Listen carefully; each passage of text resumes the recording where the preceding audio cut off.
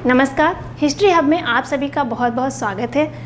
तो आज हम जैसा अभी तक हम लोगों ने राष्ट्रीय आंदोलन पढ़ा, फिर 1857 के विद्रोह पर संबंधित हम लोगों ने प्रश्न किए। अब एक नया संदर्भ उठाएंगे और वो नया संदर्भ जो है वो है प्राचीन भारतीय इतिहास से संबंधित प्रैक्टिस सेट। तो इसमें आज हम प्राचीन भारत के इतिहास से जो आपका बहुत महत्वपूर्ण एक टॉपिक है, स्रोत, प्राचीन भारतीय इतिहास के स्रोत। तो आज हम उन स्रोतों से संबंधित उस प्रश्न लाए हैं जिनमें हम समझेंगे किस जो प्रश्न आते हैं उनको हम कैसे सही से हल कर सकते हैं और क्या उनके सही उत्तर होंगे। तो प्रश्नों के माध्यम से हम प्राचीन भारत के इतिहास के स्रोतों को समझने का प्रयास करेंगे। आप लोग सेशन पे जुड़े रहिएगा और सेशन पे जो भी व्याख्या हैं उन व्याख्याओं पर विशेष ध्यान देते रहिएगा। चलिए शुरू करते हैं आज का सेशन। तो सेशन से संबंधित जो पहला प्रश्न है वो है, भारत का पहला ऐतिहासिक ग्रंथ कौन है? तो इसमें से आपके सामने ये 4 आपको पुस्तकें दी जा रही हैं। इनमें से पूछा जा रहा है कि प्रथम ऐतिहासिक ग्रंथ कौन है। यहाँ पे एक स्पेसिफिक टर्म यूज हुई है, ऐतिहासिक। तो जो भारत का पहला ऐतिहासिक ग्रंथ होने का गौरव प्राप्त है वो प्राप्त है राजतरंगिणी को। और ऐतिहासिक ग्रंथ, तो इसका मतलब है कि राजतरंगिणी से पहले क्या कोई ग्रंथ नहीं लिखे गए, लेकिन वो ऐतिहासिक ग्रंथ नहीं थे। लेखक भारत में बहुत समय से लेखन कार्य कर रहे थे, लेकिन एक लेखक होना और एक इतिहासकार होना दोनों में बहुत बड़ा फ़र्क होता है। जब हम ऐतिहासिक बात करते हैं तो यहाँ इतिहास का मतलब है कि हम उसमें, इतिहास तभी होता है जबकि हम उसमें कारणता सिद्धांत को अप्लाई करें। तो यदि आपका जो भी आपका लेखन है उसमें कारणता सिद्धांत नहीं है तो वो इतिहास की कोटि में नहीं आता है, उसको हम ऐतिहासिक ग्रंथ नहीं मान सकते। तो इतिहास में कारणता, अपने लेख में कारणता का जो सिद्धांत है उस सिद्धांत को जिसने लागू किया वो कल्हड़ ने लागू किया, और कल्हड़ ने जो पुस्तक लिखी वो है राजतरंगिणी। इसलिए जो राजतरंगिणी है ये प्रथम ऐतिहासिक ग्रंथ है भारत का। और क्यों है? क्योंकि इसमें कारणता सिद्धांत, तो इतिहास की जो सबसे ज़्यादा विशेषता है वो है कारणता सिद्धांत। तो कारणता सिद्धांत की वजह से ही राजतरंगिणी जो है ये पहला ऐतिहासिक ग्रंथ है। साथ ही साथ इसको लिखने वाले कल्हड़ ये आपके प्रथम इतिहासकार कहे जाते हैं। तो भारत का प्रथम इतिहासकार होने का गौरव किसे प्राप्त है? कल्हड़ को प्राप्त है। और प्रथम ऐतिहासिक ग्रंथ होने का गौरव राजतरंगिणी को प्राप्त है। और विश्व इतिहास में अगर बात करें तो इतिहास का पिता कहा जाता है हेरोडोटस का। हेरोडोटस को इसलिए कहा जाता है क्योंकि हेरोडोटस वो पहला व्यक्ति है जिसने अपने लेखन में कारणता सिद्धांत को प्रमुखता दी है। तो यहाँ पर इस प्रश्न का सही जवाब है सी, राजतरंगिणी। इसके लेखक कौन है? कल्हड़। क्यों ये ऐतिहासिक ग्रंथ है? क्योंकि इसमें कारणता सिद्धांत को लागू किया गया है। तो इस प्रश्न से संबंधित जो जानकारी हो सकती है वो आपके समक्ष है।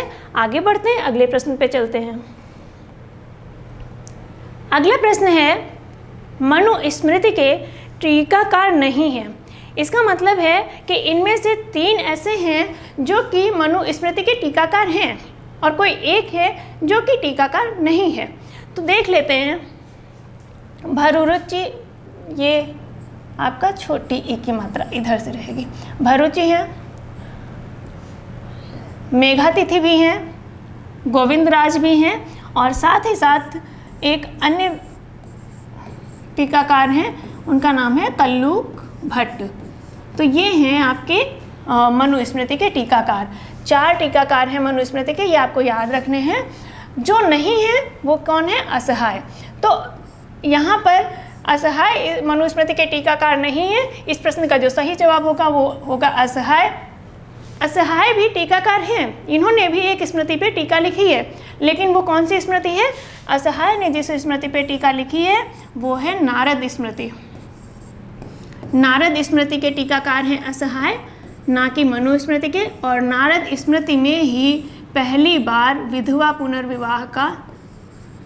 पुनर्विवाह की चर्चा की गई है। तो असहाय मनुस्मृति के टीकाकार नहीं है बल्कि नारद स्मृति के टीकाकार हैं। मनुस्मृति के जो 4 टीकाकार हैं वो आपके सामने भरूची हैं, मेघातिथि हैं, गोविंदराज हैं और साथ ही साथ कल्लुक भट्ट हैं। तो इस प्रश्न का जो सही जवाब है वो है डी, असहाय। आगे बढ़ते हैं, अगले प्रश्न पे चलते हैं। अगला प्रश्न है पुराणों के कितने विषय हैं। जो पुराणों की बात करते हैं, हम लोग पुराण पढ़ते हैं 18 पुराण, तो वो जो पुराण लिखे गए हैं उनकी विषय वस्तु क्या है। तो उनके जो 5 विषय हैं पुराणों के, वो हमने आपको आंसर ही बता दिया कि वो पुराणों के कितने विषय हैं। तो पुराणों के जो विषय हैं वो हैं 5। ये 5 क्या विषय हैं ये भी आपको मालूम होना चाहिए। सर्ग,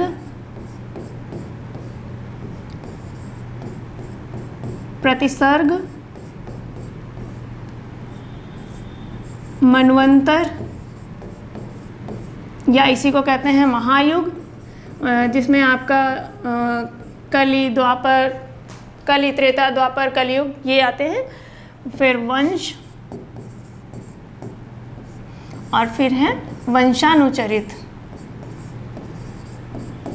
तो ये हैं पुराणों के 5 विषय। आपसे पूछा गया पुराणों के कितने विषय हैं, पुराणों के 5 विषय हैं। और वो 5 विषय क्या हैं, सर्ग है, प्रतिसर्ग है, मनवंतर है, और वंश है और वंशानुचरित है।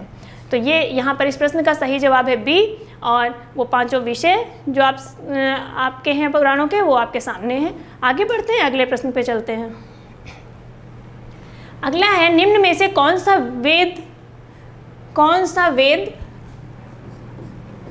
वेद वेद त्रयी में शामिल नहीं है। ऋग्वेद, सामवेद, यजुर्वेद और अथर्ववेद, यानी कि 4 जो वेद हैं इनमें से 3 मिलकर के एक त्रयी बनाते हैं। और अब आपको बताना है कि उस त्रयी में कौन शामिल नहीं है। तो ऋग्वेद है, सामवेद है, यजुर्वेद है, ये शामिल है। और जो नहीं शामिल है वो है अथर्ववेद। तो वेद त्रयी में शामिल कौन नहीं है, अथर्ववेद शामिल नहीं। इस प्रश्न का सही जवाब हो जाएगा डी, अथर्ववेद। आगे बढ़ते हैं, अगले प्रश्न पे चलते हैं। अगला प्रश्न है इंडिका के संकलनकर्ता कौन है। आपको मालूम है कि जो मेगास्थनीज था, तो मेगास्थनीज जब भारत आया चंद्रगुप्त मौर्य के समय, तो उसने अपना जो भारत का विवरण लिखा था, वो विवरण उसने जो पुस्तक लिखी थी वो इंडिका लिखी थी। लेकिन आगे चल करके जो इंडिका मूल रूप से थी वो नष्ट हो गई। तो उसका जो भी आगे लोग आते रहे तो उन्होंने जो पार्ट लिखे, तो किसी ने कुछ हिस्सा उसका लिखा, किसी ने कुछ लिखा। तो इस तरह से जो पूरा इंडिका की जो बिखरी हुई सामग्री थी, तो उस बिखरी हुई सामग्री को एक साथ जो संकलित किया है, यहाँ पे वही पूछा जा रहा है कि इंडिका के संकलनकर्ता कौन है। यहाँ आपको नाम बताना है कि किसने इंडिका का संकलन किया है। तो यानी कि बिखरी हुई सामग्री को एकत्रित करके या कंपाइल किया है, तो वो है श्वानबैक। इस प्रश्न का सही जवाब होगा श्वानबैक। मैकिंडले भी इम्पॉर्टेंट है। मैकिंडले इस संदर्भ में इम्पॉर्टेंट है क्योंकि मैकिंडले ने जो इंडिका है इसका अंग्रेजी में अनुवाद किया है। तो मैकिंडले ने इसका अंग्रेजी में अनुवाद किया है, जबकि श्वानबैक ने इसकी बिखरी हुई सामग्री को संकलित किया है। फ्लीट भी महत्वपूर्ण है। आप देखते हैं कि कौटिल्य के द्वारा एक ग्रंथ की रचना की जाती है, अर्थशास्त्र। तो जो अर्थशास्त्र है, अर्थशास्त्र के संकलन करता है रामाशास्त्री। ये अर्थशास्त्र के संकलन करता है और उस जो अर्थशास्त्र का इन्होंने संकलन किया, उसके बाद में उसका जो अनुवाद किया है वो फ्लीट महोदय ने किया है, यानी कि ये अनुवादक हैं। तो यहाँ पर आपके इंडिका के संकलनकर्ता कौन है, श्वानबैक हैं। मैकिंडले के संदर्भ में इम्पॉर्टेंट है, मैकिंडले इस संदर्भ में इम्पॉर्टेंट है कि इन्होंने इंडिका का अंग्रेजी में अनुवाद किया। फ्लीट ने अर्थशास्त्र का अंग्रेजी में अनुवाद किया है, जबकि रामाशास्त्री ने अर्थशास्त्र का संकलन किया है। तो यहाँ पर ये सभी संदर्भ आपके लिए महत्वपूर्ण है। जहाँ तक इस प्रश्न का सवाल है, ये प्रश्न का सही उत्तर है ए, श्वानबैक। आगे चलते हैं, अगले प्रश्न पे चलते हैं। अगला प्रश्न है अशोक के किस अभिलेख से पता चलता है कि उसने मृत्युदंड समाप्त नहीं किया था? मृत्युदंड समाप्त नहीं किया था, ये जानकारी अशोक के किस लेख से पता चलती है? दीर्घ स्तंभ, यहाँ पे सारे दीर्घ स्तंभ भी दिए हुए हैं। अब उसमें आपको बताना है कि संख्या 1, 2, 4 या 7। देखिए, जो दीर्घ स्तंभ लेख हैं वो 6 स्थानों से मिले हैं। तो दीर्घ स्तंभ लेख जो हैं ये संख्या में कितने हैं? संख्या में है 6।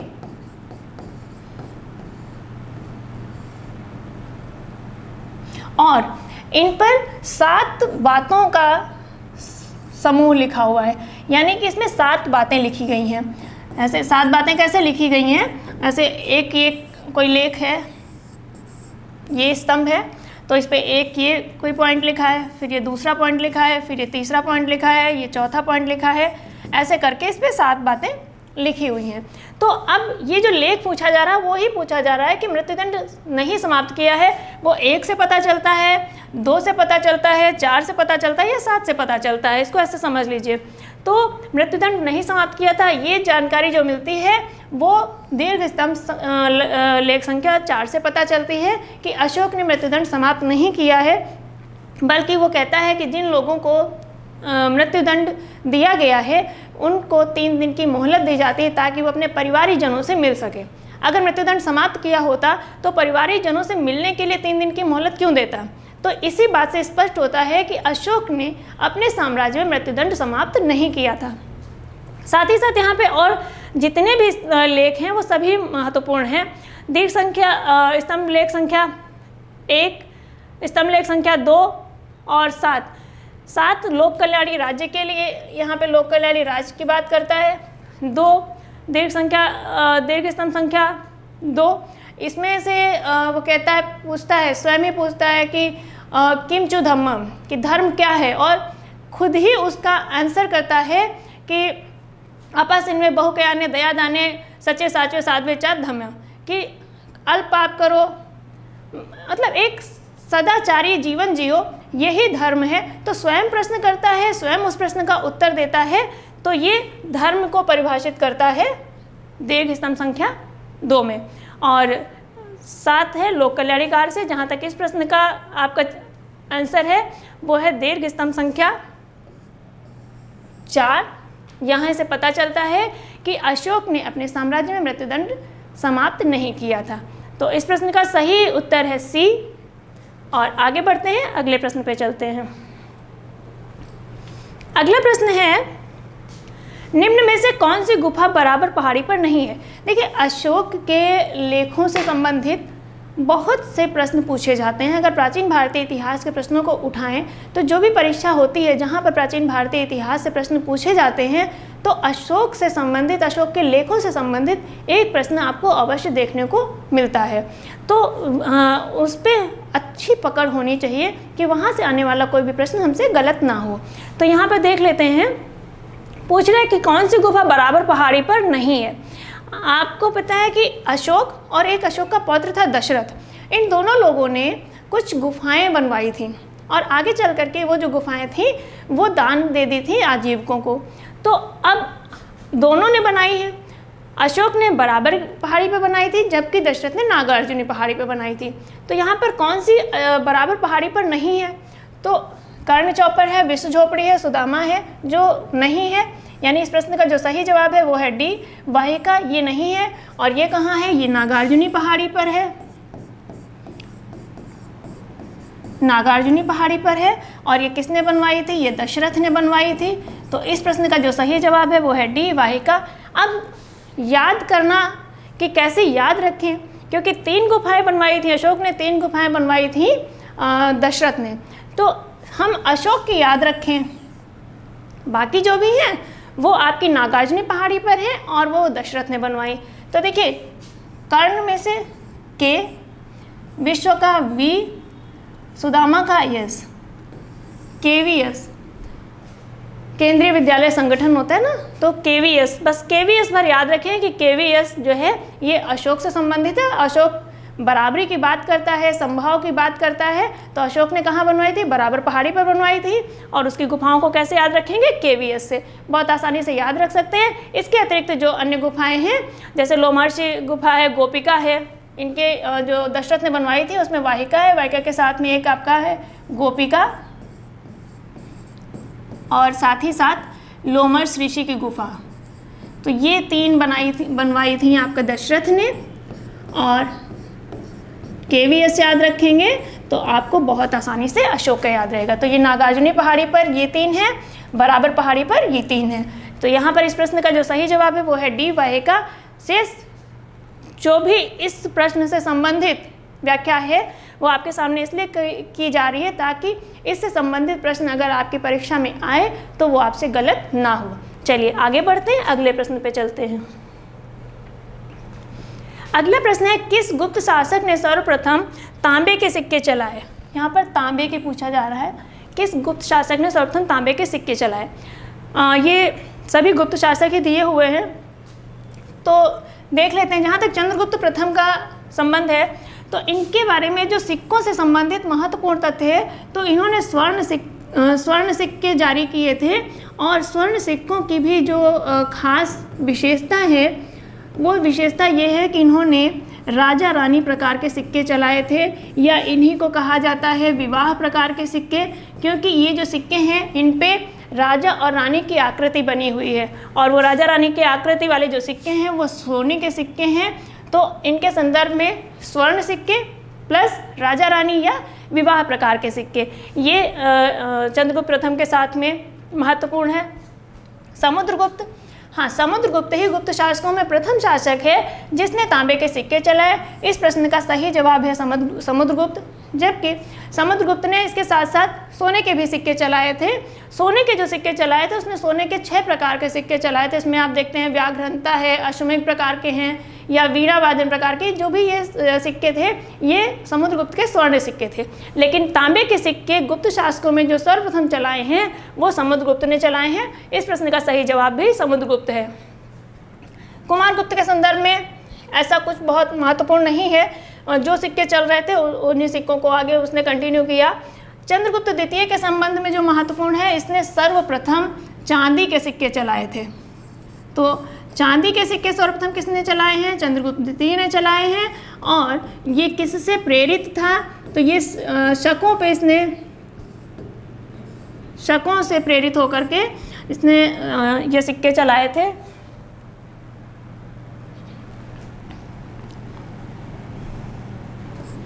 शकों से प्रेरित होकर।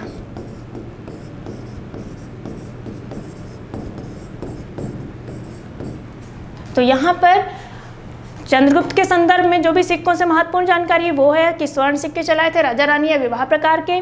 समुद्रगुप्त ने तांबे के सिक्के चलाए थे। साथ ही साथ समुद्रगुप्त ने 6 प्रकार के स्वर्ण सिक्के चलाए थे जो विभिन्न प्रकार के आकृतियों से संबंधित हैं वो। और चंद्रगुप्त द्वितीय के संदर्भ में जो महत्वपूर्ण है उसने चांदी के सिक्के चलाए थे। और चांदी के सिक्के जो चलाए थे वो शकों से प्रेरित होकर के चलाए थे। उसने शकों को परास्त किया था और उसके बाद उन्हीं के शकों के चांदी के सिक्के चल रहे थे, तो उन्हीं से प्रेरणा लेकर के इसने भी चांदी के सिक्के चलाए थे। तो यहाँ पर गुप्त काल में जो सिक्कों से संबंधित महत्वपूर्ण तथ्य हैं वो सभी आपके सामने हैं। यहाँ से प्रश्न अक्सर पूछे जाते हैं, तो आप इस प्रश्न को अच्छे से पढ़ लीजिएगा, समझ लीजिएगा, ताकि परीक्षा में आपका ये प्रश्न गलत ना होने पाए। आगे बढ़ते हैं, अगले प्रश्न पे चलते हैं। अगला प्रश्न है, किस अभिलेख से हूणों के आक्रमण की जानकारी मिलती है? यहाँ पर एक आक्रमण की बात हो रही है, हूणों के आक्रमण की। हूण एक विदेशी जाति थी, एक बर्बर जाति थी। तो यहाँ पर ये जो आपको जितने भी लेख दिख रहे हैं ये सारे लेख आपके स्कंदगुप्त के हैं। और स्कंदगुप्त के समय ही हूणों का आक्रमण हुआ था। तो अब हूणों के आक्रमण हुए हैं, इसकी जानकारी किस लेख से मिलती है? तो इसकी जानकारी जो मिलती है वो है भित्री लेख से। तो भित्री लेख से हमें हूणों के आक्रमण की जानकारी मिलती है। साथ ही साथ जो अन्य लेख हैं वो भी बहुत महत्वपूर्ण है, जैसे कि जूनागढ़ है।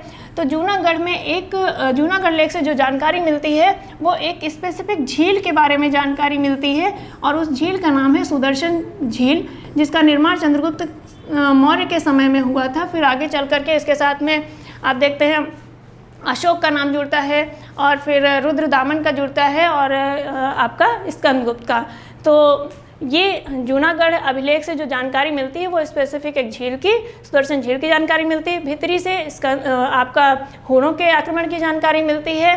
कहोम अभिलेख जो है, कहोम अभिलेख से जो ग्राम की जो सबसे छोटी इकाई थी ग्राम प्रशासन की, कुकुम, उसकी जानकारी मिलती है। इंदौर ताम्रलेख ये भी महत्वपूर्ण है। इंदौर ताम्रलेख से जानकारी मिलती है कि एक तैलिकों की एक श्रेणी थी, उस श्रेणी ने कुछ धन दे रखा था, तो वो जो उससे जो पैसा आता था तो उसके तेल से मंदिर में दिया जलाया जाता था। तो उस संदर्भ में इससे जानकारी मिलती है इंदौर ताम्रलेख से। और जहाँ तक हूणों के आक्रमण के संबंध में है तो भीतरी इस लेख से हूणों के आक्रमण की जानकारी मिलती है। इस प्रश्न का सही उत्तर जो है बी, भीतरी लेख। चलिए आगे बढ़ते हैं, अगले प्रश्न पे चलते हैं। अगला प्रश्न है, अशोक के लेख किस भाषा में है? प्राकृत, पाली, ब्राह्मी या देवनागरी? बहुत ही आसान प्रश्न है, बहुत ही आसान प्रश्न है, लेकिन कभी कभी तनाव बस ऐसे प्रश्न गलत हो जाते हैं। आप देखिए एक बार पढ़ करके कि इस प्रश्न में कुछ है ही नहीं। देखिए, देवनागरी क्या है? देवनागरी भाषा नहीं है, देवनागरी लिपि है। ब्राह्मी क्या है? ब्राह्मी लिपि है। तो दो तो आपके ऐसे ही गलत हो गए कि आपसे क्या पूछ रहा है? भाषा पूछ रहा है ना, लिपि तो पूछ नहीं रहा है। तो ब्राह्मी और देवनागरी आपकी लिपि है, तो ये तो आपके रॉन्ग हो गए। अब बच रहा है प्राकृत और पाली। तो इन्हीं में से आपको चयन करना है कि क्या इस प्रश्न का सही उत्तर होगा। तो जो अशोक के लेख हैं वो हैं प्राकृत भाषा में। जैसे आप बौद्ध की शिक्षाएं पढ़ते हैं तो बौद्ध अपनी जो शिक्षाएं किस भाषा में देते हैं? वो पाली भाषा में देते हैं। तो पाली भाषा में गौतम बुद्ध की शिक्षाओं के साथ में इसका कनेक्शन है, वो काफ़ी, आप अगर पाली भाषा देखते हैं तो तुरंत बुद्ध और पाली भाषा एक दूसरे के साथ आप रिलेट कर सकते हैं। लेकिन जो अशोक के लेख हैं वो प्राकृत भाषा में लिखे हैं, जबकि अशोक के जो लेख हैं उनकी जो लिपि है वो आपकी 4 लिपियों में मिले हैं। उसको बाकू, इसे याद रखें, बी से ब्राह्मी, ए से अरमाइक, के से खरोष्ठी और यू से यूनानी। तो 4 लिपियों में भाषा प्राकृत है और लिपियां उसके लेखों में 4 प्रयोग हुई हैं, ब्राह्मी, अरमेक, खरोष्ठी और यूनानी। तो यहाँ पर इस प्रश्न में भाषा पूछा गया है तो वो प्राकृत भाषा है। इस प्रश्न का सही उत्तर है ए, प्राकृत भाषा। चलिए आगे बढ़ते हैं, अगले प्रश्न पे चलते हैं। अगला प्रश्न है, मेगस्थनीज के अनुसार भारतीय समाज की प्रथम जाति कौन थी? मेगस्थनीज ने जो भारतीय समाज था उसको 7 जातियों में विभाजित किया था। तो पहले तो हमें मालूम होना चाहिए कि मेगस्थनीज ने कितने जातियों में समाज को विभाजित किया था। तो कुल 7 जातियां थीं मेगस्थनीज के अनुसार। अब उस 7 जातियों में जो पहली जाति थी वो थी दार्शनिक, मेगस्थनीज के अनुसार, और दार्शनिक संख्या में सबसे कम थे। दूसरी जो जाति थी ये हो गई आपकी प्रथम, और दूसरी जो जाति थी वो थी किसान की, जो कि संख्या में सबसे ज़्यादा थे। इसके आगे का जो आपकी 5 और जातियां बची तो उनको हम एक ट्रिक से याद कर सकते हैं।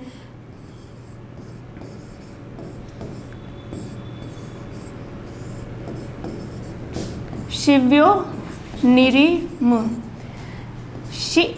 यहाँ से हो गया शिकारी, ये हो गई आपकी तीसरी जाति। फिर ये हो गया आपका व्यापारी,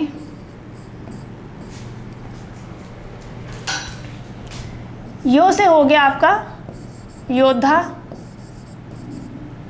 निरी से निरीक्षक, मां से आपका मंत्री। तो आपका ये शिकारी, योद्धा, शिकारी, व्यापारी, योद्धा, निरीक्षक और मंत्री 3, 4, 5, 6 और 7। तो आपका शिव्यो निरीम आपको याद रखना है। शी से शिकारी हो गया, जो आधा वाह बना है, इससे आपका व्यापारी हो गया, यो से आपका योद्धा हो गया, और निरी से निरीक्षक हो गया, मा से मंत्री हो गया। तो और पहली जो जाति है वो दार्शनिक है, संख्या में सबसे कम होते थे। दूसरी जाति है किसान की, जो कि सबसे ज़्यादा होते थे संख्या में। और शेष 5 अन्य जातियों के बारे में आप शिव्य और निरीम याद रखेंगे, बहुत आसानी से आप प्रश्न का उत्तर कर लेंगे। चलिए आगे बढ़ते हैं, अगले प्रश्न पे चलते हैं। किस वेद को ऋग्वेद का परिशिष्ट वेद कहा गया है? परिशिष्ट यानी कि पूरक वेद कहा गया है। तो यहाँ पर आपको बताना है यजुर्वेद, अथर्ववेद, सामवेद, इनमें से किस वेद को ऋग्वेद का पूरक वेद या परिशिष्ट वेद कहा गया है। तो जो ऋग्वेद का परिशिष्ट वेद कहा गया है वो कहा गया है सामवेद को। अब क्यों कहा गया है? क्योंकि अगर आप सामवेद को देखें तो सामवेद में जो अपने मूल मंत्र हैं वो मात्र 75 हैं, बाकी जो भी मंत्र लिए गए हैं वो ऋग्वेद से लिए गए हैं। तो चूँकि इसमें जो पूरा सामवेद है, इसके जो अधिकांश मंत्र हैं वो ऋग्वेद से लिए गए हैं, इसीलिए इसे ऋग्वेद का परिशिष्ट वेद या पूरक वेद कहा जाता है। तो इस प्रश्न का सही उत्तर होगा सी, सामवेद। आगे चलते हैं, अगले प्रश्न पे चलते हैं। अगला प्रश्न है, कालिदास की किस रचना का उल्लेख शिलालेखों में मिलता है? इसमें कालिदास की कुछ रचनाएं दी हुई हैं जिनमें पूछा जा रहा है कि उसकी ऐसी कौन सी रचना है जिसका उल्लेख शिलालेखों में मिलता है या विभिन्न अभिलेखों में मिलता है। तो ऋतुसंहार है, मेघदूत है, मालविकाग्निमित्रम है और अभिज्ञान शाकुंतलम है। तो किसका उल्लेख मिलता है शिलालेखों में? तो शिलालेखों में जिसका उल्लेख मिलता है वो है मेघदूत। और मेघदूत क्या है? ये काव्य संग्रह है। आपको ये भी मालूम होना चाहिए कि ये क्या है, ये काव्य संग्रह है। साथ ही साथ ऋतुसंहार भी काव्य संग्रह है और ये कालिदास की प्रथम रचना है। ऋतुसंहार कालिदास की प्रथम रचना है, ये भी आपको मालूम होना चाहिए। मालविकाग्निमित्रम, अभिज्ञान शाकुंतलम ये नाटक है। तो इस प्रश्न का सही जवाब है बी, मेघदूत। आगे चलते हैं, अगले प्रश्न पे चलते हैं।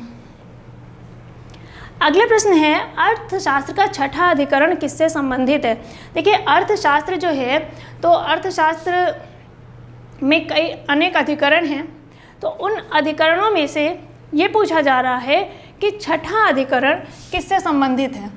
तो छठा अधिकरण जो संबंधित है वो है सप्तांग सिद्धांत से। आप देखते हैं कि कौटिल्य जो है वो राज्य का सप्तांग सिद्धांत बताता है। तो जो सप्तांग सिद्धांत है वो अर्थशास्त्र के छठे अधिकरण में है। जबकि अगर हम यहाँ पे देखें तो जो राजस्व है ये आपका प्रथम अधिकरण है, नागरिक प्रशासन ये आपका द्वितीय अधिकरण है, और आपका न्याय प्रशासन ये आपका तृतीय और चतुर्थ अधिकरण में है। तृतीय में आपका दीवानी है और चतुर्थ में आपका फौजदारी है। तो ये न्याय से संबंधित है। और साथ ही साथ जो पांचवा अधिकरण है वो सभासदों से संबंधित है। छठा अधिकरण आपसे पूछा गया है, छठा अधिकरण सप्तांग सिद्धांत से संबंधित है। और जो अधिकरण जो महत्वपूर्ण है वो यही 6 अधिकरण महत्वपूर्ण हैं और इन्हीं 6 अधिकरणों से ही प्रश्न घुमा फिरा के पूछता है। तो यहाँ पर सभी हैं, पहला राजस्व से, दूसरा नागरिक प्रशासन से, तीसरा दीवानी न्याय से, चौथा फौजदारी न्याय से, पांचवा सभासदों से और छठा जो सबसे महत्वपूर्ण है वो है सप्तांग सिद्धांत से। तो इस प्रश्न का सही जवाब है सी, सप्तांग सिद्धांत। आगे चलते हैं, अगले प्रश्न पे चलते हैं। अगला प्रश्न है, अशोक का सबसे पहले खोजा गया लेख कौन सा है? यहाँ पर अशोक के लेख दिए गए हुए हैं और ये सभी स्तंभ लेख हैं। तो आपको ये बताना है कि इसमें से सबसे पहले खोजा गया लेख कौन सा है। तो जो सबसे पहले लेख खोजा गया था वो खोजा गया था दिल्ली मेरठ लेख, और सबसे पहले जो पढ़ा गया वो पढ़ा गया था दिल्ली टोपरा अभिलेख, और टोपरा हरियाणा में है। सबसे पहले या सबसे पहले पढ़ा गया, दिल्ली मेरठ सबसे पहले खोजा गया। और इसकी खोज किसने की थी? इसकी खोज की थी टिफेन थेलर ने।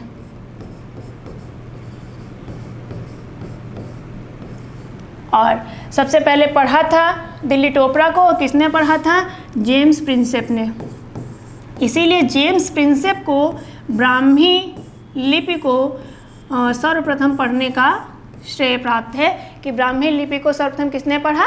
जेम्स प्रिंसेप ने पढ़ा। क्योंकि जो दिल्ली टोपरा लेख है ये ब्राह्मी लिपि में है और इसी को सबसे पहले जेम्स प्रिंसेप ने पढ़ा था, इसीलिए जेम्स प्रिंसेप को ही ब्राह्मी लिपि पढ़ने का श्रेय दिया जाता है। तो यहाँ पर इस प्रश्न का जो सही जवाब है वो है ए, दिल्ली मेरठ अभिलेख।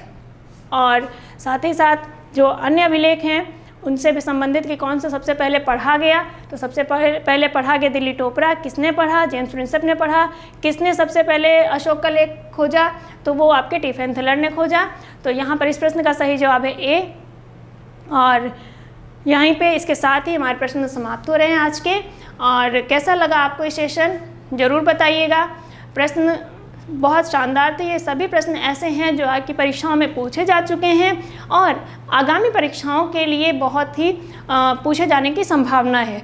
तो प्रश्नों को 2-3 बार आप उनको देखिए, उनकी व्याख्या को सुनिए और अपनी तैयारी को एक आधार प्रदान कीजिए और परीक्षा में अपनी सफलता सुनिश्चित करके आइए। इसी के साथ बहुत बहुत शुभकामनाओं के साथ आप सभी को बहुत बहुत धन्यवाद।